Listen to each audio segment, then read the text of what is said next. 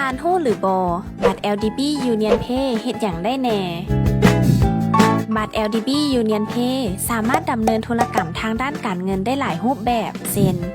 ชำระค่าสินค้าและบริการผ่านเครื่องรูดบัตร EDC ตรวจเบิ่งการเคลื่อนไหวบัญชีย้อนหลังถอนเงินโอนเงินภายในเครือ LDB เองและข้ามธนาคารผ่านระบบแลบเน็ตได้หลายถึง16ธนาคารทั่วประเทศยังบ่พอเท่านั้น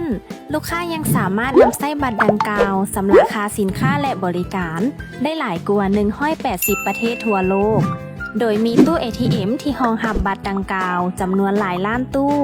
และยังมีห้างค้าที่รองรับหลายกว่า55ล้านจุดทั่วโลกที่สำคัญยังสามารถใช้ชำระค่าสินค้าและบริการแบบออนไลน์ผ่านหน้าเว็บไซต์ของห้างร้านที่เป็นตัวแทนของ Union Pay ทั่วโลกอีกด้วย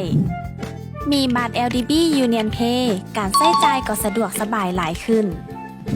ธนาคารพัฒนาลาวซื่อสัตย์มั่นคงโปร่งใสทันสมัยรับใช้ประชาชน